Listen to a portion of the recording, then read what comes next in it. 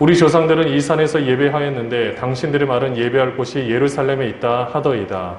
예수께서 이르시되 여자여 내 말을 믿으라. 이 산에서도 말고 예루살렘에서도 말고 너희가 아버지께 예배할 때가 이르리라.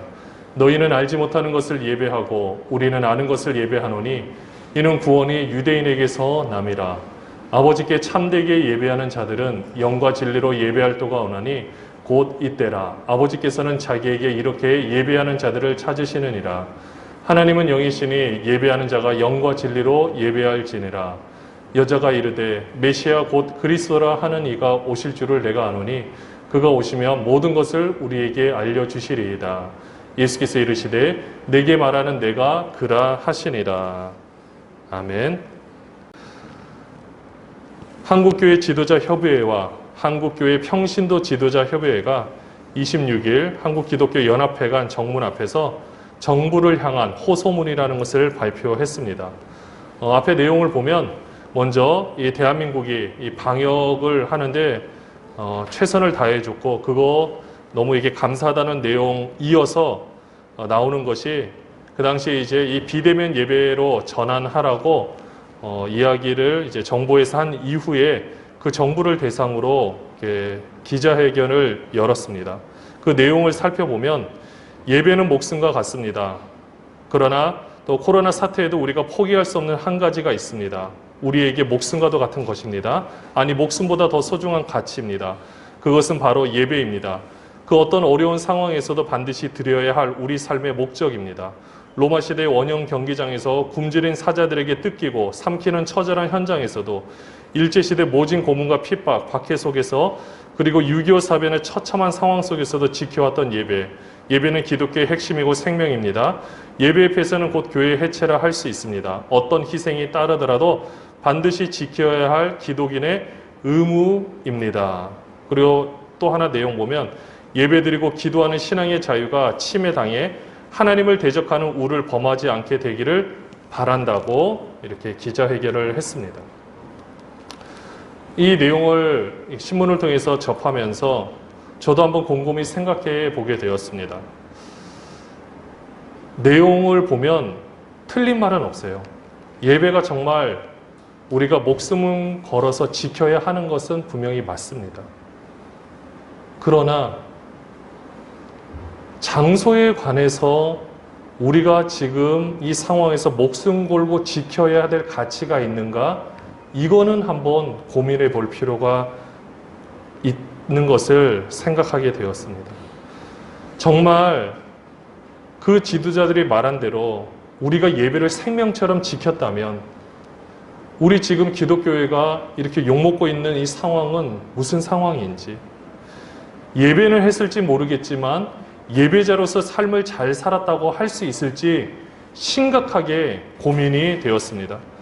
한국 사회에 개신교인이 얼마나 많은데 이들이 각기 처소에서 소금의 역할을 잘 감당하면 했더라도 대한민국은 분명히 많이 달라졌을 것입니다. 그런데 지금 어떻습니까? 우리는 예배자로서 과연 어디에 서 있었는지 한번 생각해 봐야 합니다. 이 기자회견의 내용 중에서 이런 내용도 있었습니다. 작은 교회들은 이 온라인 예배를 할 수 없습니다. 비대면 예배를 할 수 있는 교회가 10%도 안 됩니다. 라고 이야기를 했는데 맞는 말인 것 같아요. 근데 거기에 대해서 반응하는 것들을 이렇게 바라보니까 어떤 한 성도의 반응이라고 그 신문에 적혀 있는데 작은 교회를 얼마나 챙겼다고. 저도 이 대목을 딱 보니까 정말 그런 것 같아요. 뭐 총회라든지 이런 데서 우리를 조그만 교회를 생각을 하느냐. 여기서 말한 총회는 저희와 총회하고 상관은 없지만은 그러니까 그냥 전체 한국교회를 대표한다라고 말하는 여러 협의회에서 정말로 작은 교회를 이렇게 챙겼나? 한번 생각을 해보게 되었습니다. 그래서 이 예배에 관한 것들을 살펴보니까 이런 생각이 들었어요. 여러분들 스마트폰으로 성경을 보는 것에 대해서 어떻게 생각하십니까? 잘 보면요. 스마트폰이나 태블릿이 익숙한 사람들은 이것을 가지고 예배 때 또는 모임 때 성경을 보는 것에 대해서 크게 이질감이 느껴지지 않는다라고 합니다. 그리고 목회자들 중에서도 마찬가지예요. 그런데요, 익숙하지 않은 사람은 그것을 보면은 굉장히 말도 안 되는 상황이라고 보기도 한다라는 겁니다. 물론 저는 딱 중간 입장이에요. 스마트 기기를 잘 활용하긴 하지만은 제가 만약에 신방을 간다. 그럼 이제 성경책을 당연히 들고 가겠죠. 그런데 잘 보면 저는 그렇다고 하겠지만은 남이 그렇게 성경을 보는 거에 대해서 우리들이 어떤 생각을 가지고 있는가. 우리가 익숙하면요, 별반 상관이 없는데 익숙하지 않으면 거기에 대해서 굉장히 안에서 이질감이 느껴진다라는 것입니다. 아까도 예배에 대해서 이야기를 할 때 우리가 예배당에 모여서 예배하는 것을 목숨 걸고 지켜야 되는가? 이건 한번 생각해 볼 필요가 있다라는 거죠.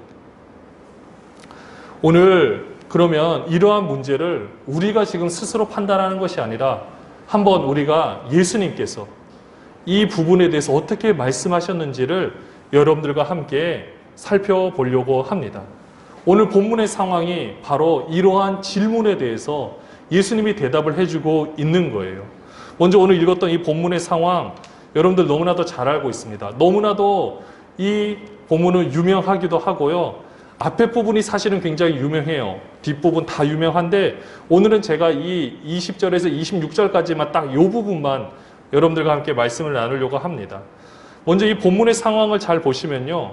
예수님과 한 여인이 대화를 통해서 예배에 대해서 풀어내고 있습니다.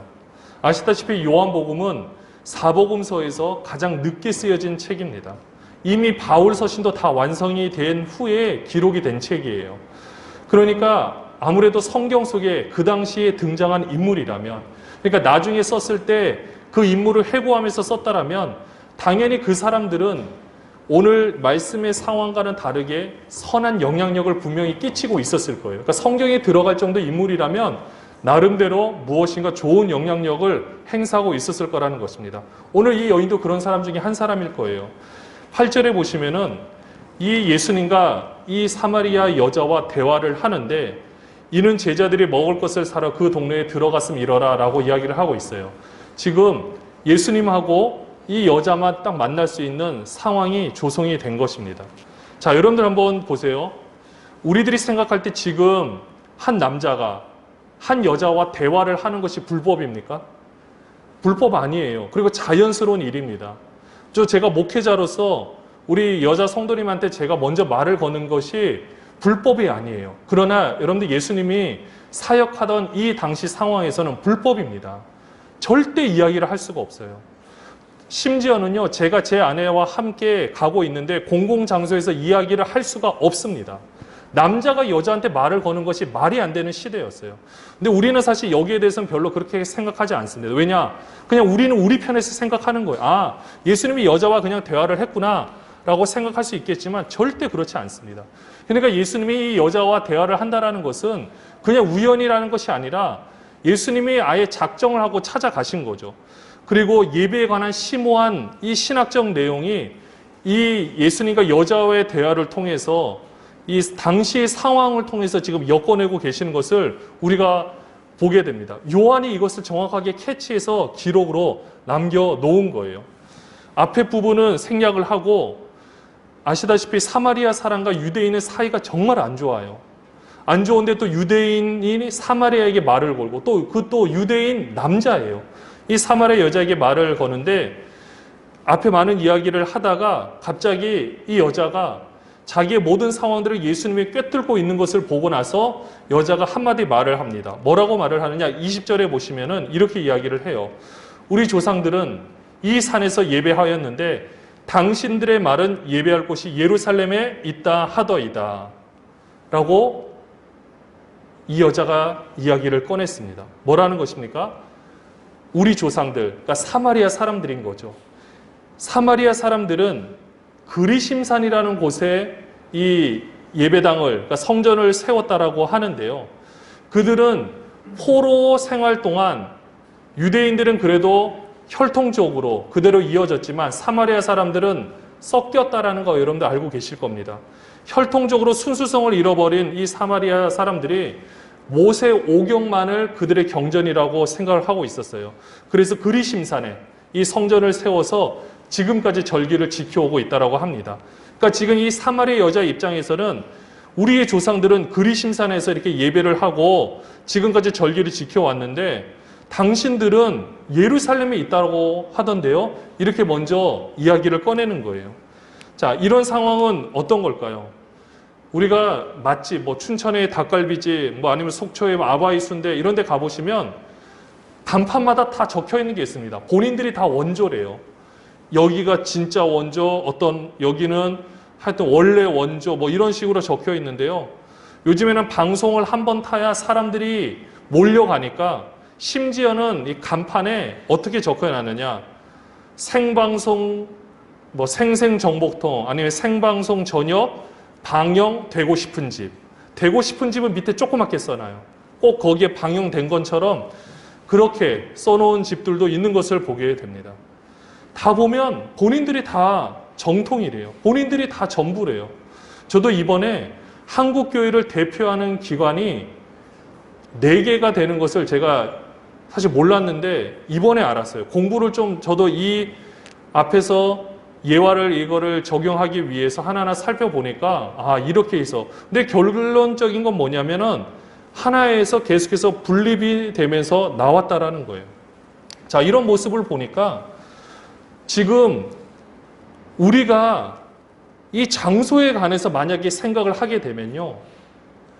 예배당에 모여서만 모이는 것이 예배다라고 하면 그러면은 정말 초대교회로 생각해 본다면 초대교회는 처음에는 그렇게 많이 모이지 않았거든요. 처음에 3,000명, 5,000명 물론 회개해서 교회가 커졌어요. 그러나 아시다시피 다 뿔뿔이 흩어져서 각각 처소에서 정말로 그리스도인의 제로서 삶을 살아냈었거든요. 근데 장소에 관한 것이 여기서만 하는 것이 예배고 여기서 하는 것은 예배가 아니다라고 말한다면 어떻게 되겠습니까? 교회가 분란이 일어나가지고요. 서로 싸우다가 재판을 하게 됐습니다. 자, 그래서 한쪽이 이제 승소를 하게 됐어요. 그러니까 한쪽은 이제 나가야 됩니다. 그러면 거기다 어떻게 적어 놓느냐? 승소 감사 예배를 거기서 한대요. 그럼 뭡니까? 나머지는 나가라는 거예요. 또 어떤 쪽은 한쪽은 본당에서 예배를 하고 서로 싸우다가 한쪽은 교육관에서 예배를 하고 서로 물대포로 쏘고 용욕을 통해서 서로 진입하고 싸우고 바리게이트를 쳐놓고 감시하고 이런 곳에서 그럼 이쪽에서 하는 예배는 받아주시고 이쪽에서 하는 예배는 받아주지 않는 겁니까? 도대체 그들은 어떻게 생각할까요? 예배는 해요, 주일날. 그러나 끝나고 나면은 서로 또 난리가 납니다. 지금은 제가 이제 별로 이것을 할 일이 많이 없어졌는데요. 한때는 하루에 돌, 장례, 칠순, 팔순을 이렇게 간 적도 있어요. 예배를 하는데 다른 건 모르겠는데 돌 예배 가면은 정말 가관도 아닙니다. 제가 도대체 사회자로 온 건지 예배자로 온 건지를 모르겠어요. 모든 초점이 맞춰져 있는데 가면은 저한테 요구사항들이 정말로 많습니다. 그리고 갔는데 죄송해요, 못할 것 같아요. 하여튼 이런 상황들을 제가 맞닥뜨리면서 예배를 왜 할까라는 의문도 제가 많이 들었었습니다. 주인공은 정해져 있는데 정말 이 사람들이 하나님을 예배한다고 생각하고 있는가? 이런 생각을 하게 됐던 거예요.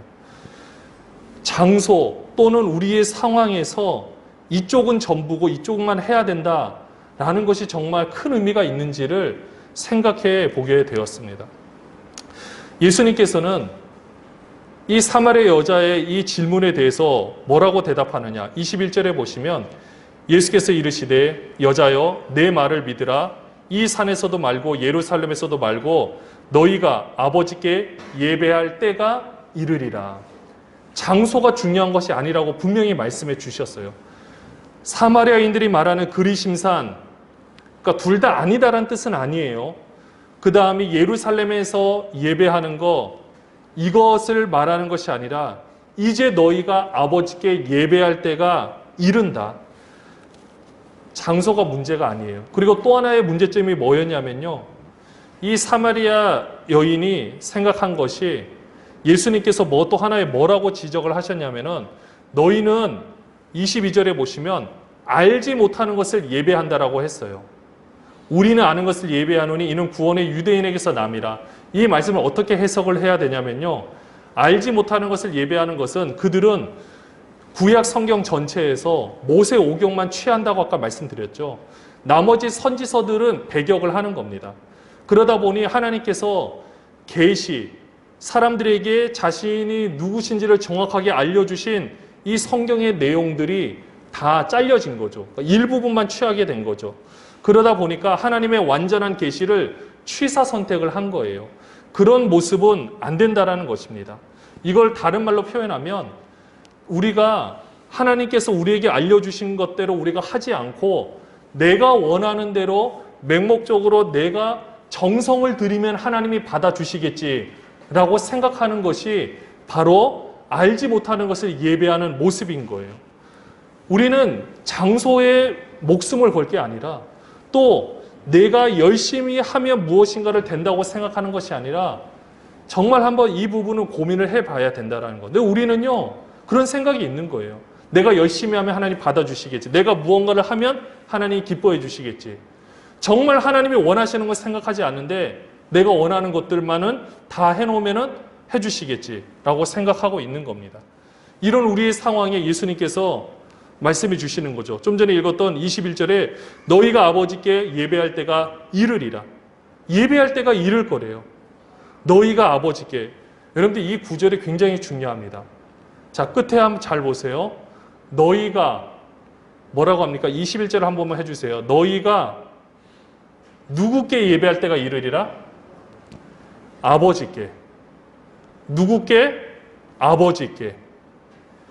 장소나 열심의 문제가 아니라 하나님을 아버지로 인식하는 그 순간이 중요하다는 겁니다. 하나님께 예배할 때가 아니에요. 아버지께예요. 내가 하나님을 아버지로 인식하는 그 순간이 얼마나 중요한 건지 아십니까? 그 순간의 연속이 바로 하나님 아버지께 예배를 하는 것이에요. 이제 그때가 이를 것이라는 겁니다. 그러니까 내가 그리심산에서 예배를 하면 하나님이 받아주시고 예루살렘에서 하면 받아주시고 그 외의 장소에 하면 안 받아주시는 것도 아닌 거고요. 내가 내 열심을 다해서 막 모든 것을 뭔가를 다해서 드리면 받아주시고 그거를 안 하면 안 받아주시는 게 아니라는 거예요. 장소 상관없고 그 다음에 내 열심과 상관없고 정말 하나님 아버지께서 원하시는 것은 아버지께 예배하는 건데 바로 내가 하나님을 아버지라고 인정하고 하나님을 아버지라고 성령의 역사로 부를 수 있는 그 순간이 바로 예배의 시작점이 된다는 겁니다. 예배는요, 내가 하나님의 자녀라는 정체성을 성령의 능력으로 정확하게 인지하여 살아내는 모든 것을 말하고 있는 거예요. 그러니 예배는요, 우리가 내가 어떤 행위에 초점을 맞추는 것이 아니라 내 존재가 누군지를 정확히 아는 데서 출발이 되어야 하는 겁니다. 내 존재가 누구라고요? 우리는 하나님 아버지의 자녀라는 거. 그렇기 때문에 자녀된 도리로서 우리가 아버지이신 하나님께 예배를 한다는 것은 예배의 대상이 누군지를 우리는 정확하게 알아야 하는 거예요. 쉽게 표현하면 어떤 분이신지 그리고 무엇을 원하시는지 알아야 되지 않겠습니까? 아까 사마리아 사람들은 정말 하나님이 어떠신 분인지 무엇을 원하시는지 모세오경 뒤에 많은 것들이 기록되어 있는데 그것을 다 생략을 했어요. 그것을 받아들이지 못했던 거예요. 그래서 예수님이 구원이 유대인에게서 난다라고 말씀하셨던 겁니다. 근데 우리는 맹목적으로 열심히 하면 되고 이곳에 있으면 되고 근데 하나님이 누구신지를 몰라요. 하나님이 무엇을 원하시는지 몰라요. 그러면 말이 되겠습니까? 말이 안 되죠. 부모라면 자녀가 잘 되기를 바라잖아요. 그러니까 하나님 입장에서는 우리가 지금 예배를 하고 있는 우리들에게 원하시는 것이 무엇이겠어요? 무엇인가를 받기를 원하고 계실까요? 아니죠. 부모 입장에서 자녀가 잘 되기를 바라는 것처럼 우리가 죄의 영향력에서 벗어나서 행복한 삶을 살기를 원하고 계시는 거예요. 죄 때문에 나란 존재를 내가 제대로 인식하지 못해서 우울하게, 힘들게, 비통하게 살기를 원하시는 것이 아니라 나란 존재에 대해서 감사하는 마음을 가지고 세상을 바라볼 때도 새롭게 바라보기를 원하시면서 더 풍성하게 살기를 원하시고 있다라는 사실입니다. 근데 우리는요, 예배는 생각을 하는데 예배의 대상이신 하나님에 대해서는 깊게 생각하려고 하지 않아요. 내가 이제까지 신앙생활을 그렇게 많이 해왔다라고 고백하는데 정말 하나님이 누구신지에 대해서는 고민해 볼 수 없는 시간들이 많았다라는 겁니다. 제가 이 생터 성경사역원 여기서 사역을 같이 하면서 수많은 우리 목사님, 사모님들이 전문 강사가 되기 위하여 면접을 할 때가 있는데요. 그리고 그전에도 성경방을 할 때 고마워하시면서 하셨던 말들이 공통점이 있습니다. 예수가 누구인지를 알았대요. 하나님이 어떠하신 분인지를 이제 좀 알았대요. 너무 고맙대요. 자기가 이제까지 신앙생활하고 성경을 그렇게 많이 읽었는데 그걸 잘 몰랐는데 이제 알게 돼서 너무 감사하다, 너무 고맙다라고 이야기를 하는 것을 많이 들었습니다. 여러분들, 우리는 어떻습니까? 하나님이 누구신지에 대해서, 하나님이 무엇을 원하시는지에 대해서 한번 생각해 보셨습니까? 그럼 하나님이 도대체 어디에 계실까요? 우리가 예배의 열심만을 따지고 장소만을 따진다면 우리는 예배의 하나님이 이곳에, 이 공간 안에만 계신다라고 생각하게 되는 우를 범하게 됩니다. 그거는 우상 종교 때 했던 거예요. 이 공간 안에서 그 존재만 보면 되고 나가면 내 멋대로 살 수 있는 모든 것들, 그리고 그 존재 안에서 그 신을 내가 재물을 통해서 달래면 나머지는 내가 무엇이든지 해도 상관없다라고 말하는 그런 미신적인 믿음. 우리는 이 영향에서 벗어나야 되는데 알게 모르게 우리는 이곳에서 그것만을 생각할 때가 있다라는 것입니다. 그래서 하나님은요, 거대한 신전을 만들기를 원하지 않으셨고 초라한 성막 안에 계셨고, 사실은 하나님의 성전도 화려하게 짓기를 원하시지 않으셨어요. 한 번도 그렇게 말씀하지 않으셨습니다. 그냥 이제 나중에 사람들이 그렇게 만들어낸 건데요. 그 하나님이 이곳에만 계실까요?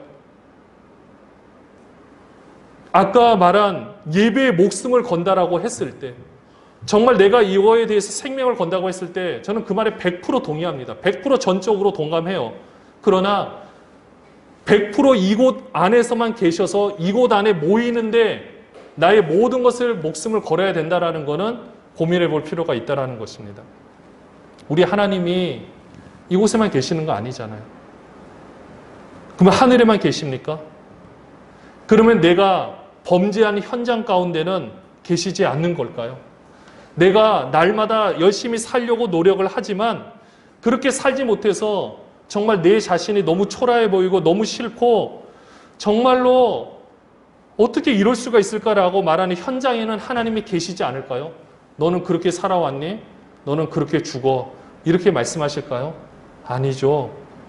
하나님이 이 땅에 육신의 모양으로 오셨다라는 것 자체가, 하나님은 거룩하신 분이지만은 이 죄로 오염된 이 땅을 버려두신 것이 아니라 그 속에 직접 뛰어드셔서 우리를 다 구원해 내셨다라는 것입니다. 지금도 그 구원의 역사는 지속되고 있어요. 진행 중이라는 것입니다. 근데 우리는 어떤 생각을 하느냐? 내가 금메달을 따야, 내가 무엇인가를 확실하게 해 보여야만 하나님이 나와 함께 하신다고 생각할 때가 있는 거예요.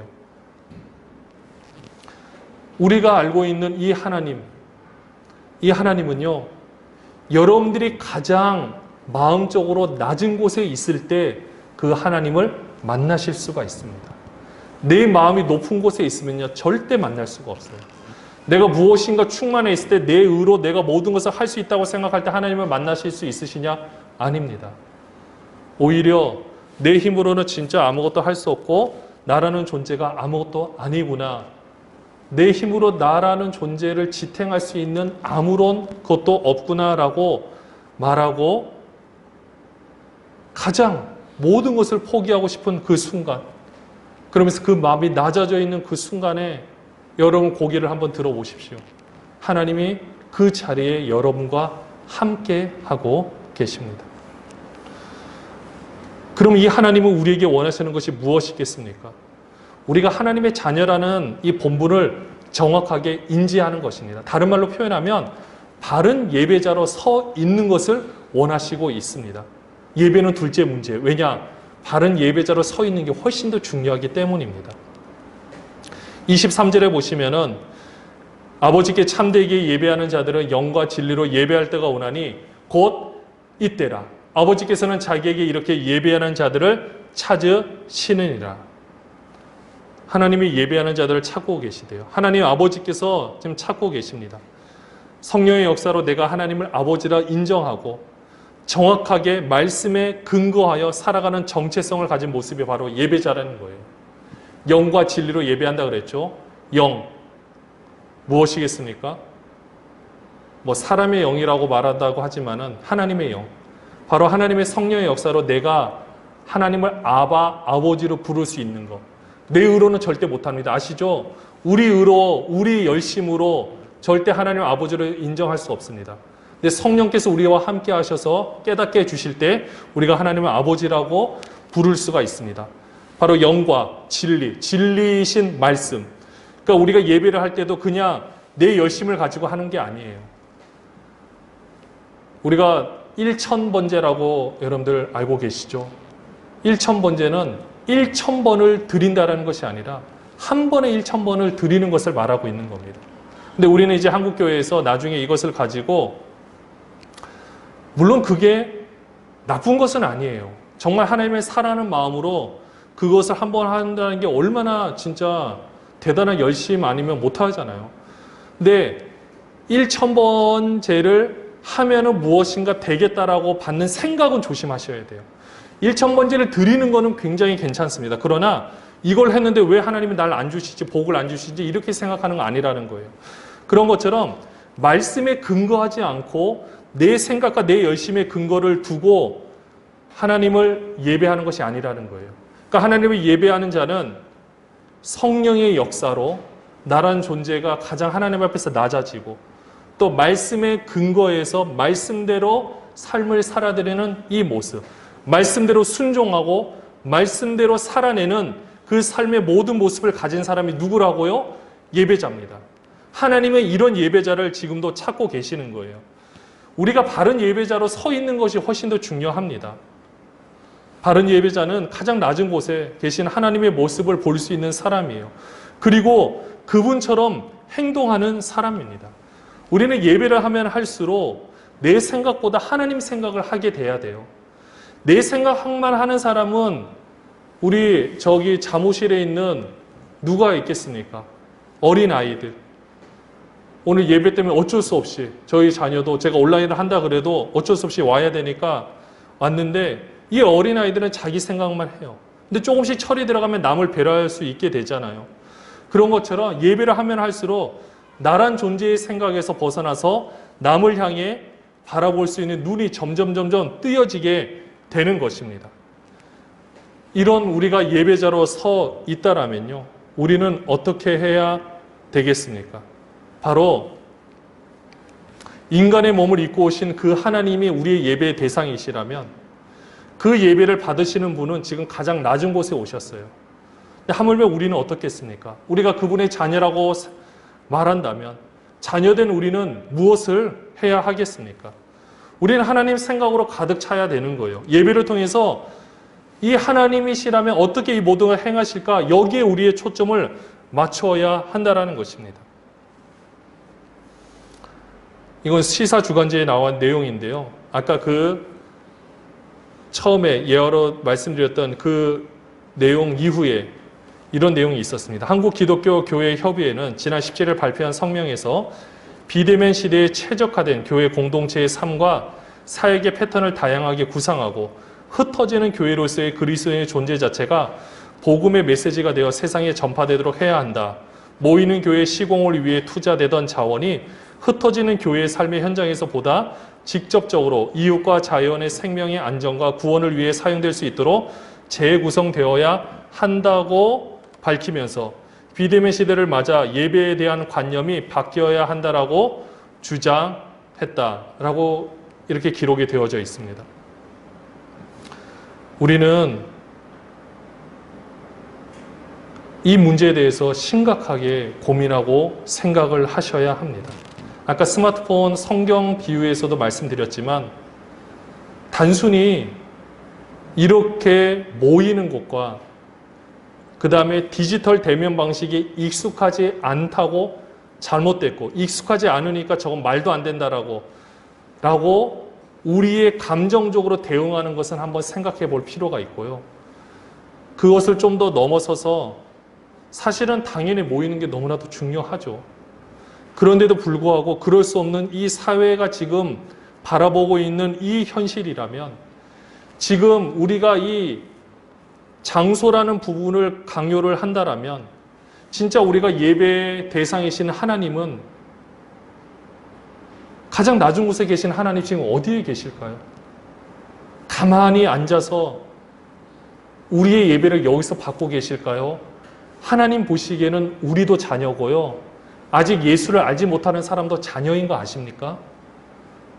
우리는요, 우리만 자녀라고 생각하는 잘못된 착각 속에 빠지고 있는데 다 하나님의 자녀예요. 그 어느 누구도 하나님 보시기에 마음 안 아픈 사람이 없습니다.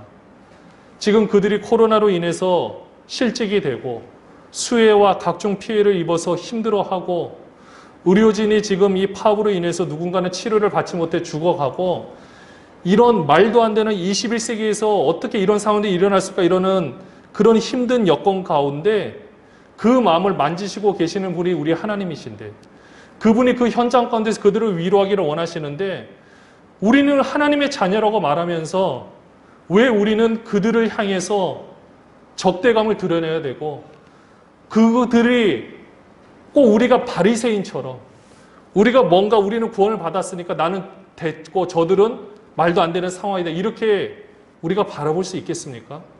이거는 말이 안 되는 거예요. 우리 기독교가 예배를 하냐 안 하냐 이런 문제를 떠나서 지금 한국 사회가 아이들도 지금 밖에 못 나가고 진짜 엄마들도 얼마나 힘듭니까? 말로 표현을 못해서 그렇지 어디 여행도 잘 못 가죠. 다들 이곳에서 집이라는 공간 우리나라가 외국처럼 인구 밀도가 낮은 것도 아니잖아요. 이 수도권에서 얼마나 많은 사람들이 좁은 곳에 모여서 살아가고 있습니까? 그러니까 그들이 가택 집에 있는 것과 우리나라가 집에 있는 건 상황이 달라요. 근데 이런 힘든 상황에서 지금 조금이라도 건드리면 폭발할 것 같은 이런 상황에 우리가 함께 지금 이 어려운 상황을 빨리 종식시키고자 우리가 할 수 있는 부분에 대해서 최선을 다하는 모습을 보여줘도 모자란데 그렇게 하지 못하고 있는 그러니까 그들이 예배에 대해 주장하는 게 나쁘다는 것이 아니라 우리가 함께 더 넓게 바라봐야 되는데 그렇게 하지 못하고 우리는 하나님을 예배해야 되니까 어떤 희생을 하더라도 우리는 하겠다라고 말하는 것은 안 된다라는 거죠. 그게 어떻게 말이 됩니까? 희생을 그 예전에 콜로세움에서 초대교인이 죽었던 희생과 일제시대에서 당했던 희생과 지금의 희생은 같을 수가 없죠. 절대 다른 것입니다. 우리가 예배자로 바로 서 있다는 것은요. 이 예배도 너무나도 중요해요. 저는 이 예배가 안 중요하다는 것이 아닙니다.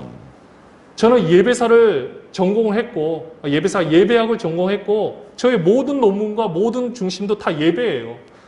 정말 이 부분에 대해서 나름대로 공부를 많이 한 건 아니지만 그래도 제가 할 수 있는 만큼에 대해서는 최선을 다해서 연구하면서 왔는데 아무리 봐도 이 상황에서 중요한 것은 예전적인 개념의 이 부분도 중요하겠지만 정말 중요한 것은 우리가 예배자로서 우리 모든 삶의 위치 가운데 서 있어야 한다라는 것입니다.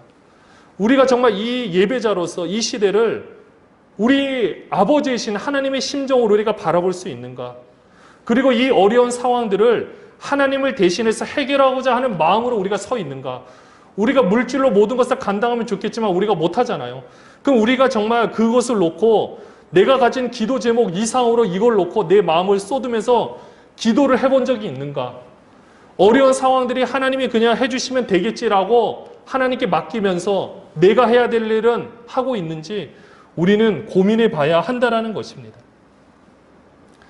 지금 코로나로 인해서 많은 사람들이 죽어가고 있습니다. 실제적으로 죽은 사람은 몇 분 안 되시겠지만 우리 마음으로 모든 사람들이 지금 죽어가고 있어요. 그런데 우리는 기독교인이라고 말하는 우리들은 무엇을 하고 있습니까? 예배를 위해 목숨 걸기 전에 우리가 하나님의 자녀라는 정체성을 가지는데 우리의 목숨을 걸어야 되지 않겠습니까? 그리고 그들과 함께 울어야 하지 않을까요? 우리가 그들은 내팽개쳐 놓고 우리는 이곳에서 예배하고 우리는 구원받으면 된다? 천만의 말씀입니다. 우리 예배를 받으시는 그분은요, 지금 그들과 함께 울고 있어요. 우리의 지금 존재 목적이 되는 우리가 그렇게 우리의 모든 정성을 다해서 예배하고자 하는 하나님은 지금 그들을 향해 너무나도 안타까운 마음으로 누가 가서 저들을 위로하고 누가 가서 저들을 새롭게 할까? 지금 하나님은 그렇게 하고 계시는데 지금 우리가 기독교인이라고 불리는 사람들이 이곳에만 있어가지고 그리고 그러니까 이곳에 있는 게 나쁘다는 것이 아니라 이곳에 있고 그 모든 것은 다 내팽개치면 되냐겠냐는 거죠. 그건 아니라는 거죠. 우리가 하나님의 자녀라는 것은 바른 예배자를 말합니다. 이 정체성을 말하는 거예요. 이런 정체성을 가지고 있는 우리들이라면 우리는 분명히 기억해야 됩니다. 그들과 함께 거하고 있는 그 하나님, 그 하나님의 뜻을 이제는 제가 이루어드리겠습니다. 제가 열심히 직장 생활하고 제가 열심히 사업을 하고 제가 열심히 공부하는 이유가 그 하나님의 뜻을 제가 이루어드리기 위해서 제가 하겠습니다. 하나님, 근데 제가 이걸 잘 감당하기 위해서 저에게 능력도 주시고 힘도 주시고 지혜도 주셔서 제가 이 마지막 남은 그 하나님의 사명을 제가 감당하겠사오니 우리 교회도 좀 더 힘있게 해주시고 그래서 그들과 함께 울고 그들과 함께 웃을 수 있는 우리 교회와 우리가 되기를 원합니다. 하나님 힘을 주시옵소서. 이렇게 기도하는 우리가 되면 정말로 좋겠습니다. 여러분들이 자녀를 위해서 기도하실 때도 우리 다음 세대를 위해서 기도하실 때도 이런 역할을 감당해야 되지 않겠습니까? 지금 이 코로나19라는 이 어려운 상황 우리는 빨리 종식되기를 물론 기도하고 있습니다. 그러나 이 상황에서 우리가 정말로 기도해야 하는 것은 우리가 이 상황을 장기적으로 어떻게 바라보고 어떻게 대처를 하고 어떻게 준비를 할 것인가 고민하셔야 돼요. 근데 결론적인 것은 바른 예배자로 서 있어야 합니다. 먼저 우리가 서 있어야 돼요. 그리고 모든 기독교인들이 바른 예배자로 서 있을 수 있도록 우리가 기도해야 됩니다. 그렇게 해야 이 세상을 변화시키면서 정말 우리가 그렇게 원하고 있는 이곳에 모여 각 예배당 교회들마다 모여서 하나님 말씀으로 변화되어지고 그들 하나님께 마음껏 고백하고 또 그로 인해서 이 사회가 새롭게 변화되어진다면 얼마나 행복하고 기쁘고 즐겁겠습니까? 그 시대를 우리가 바르게 준비하려면 지금 우리가 바르게 목숨 걸고 예배라는 장소를 택해서 우리가 있는 곳보다 목숨 걸고 예배자로 서 있어야 합니다. 사랑하는 여러분들, 여러분들의 예배의 생명을 걸겠습니까? 아니면 예배자로 생명을 거시겠습니까? 예배자로 바로 서 있는데 생명을 걸 수 있는 여러분 되시기를 주님의 이름으로 축원합니다.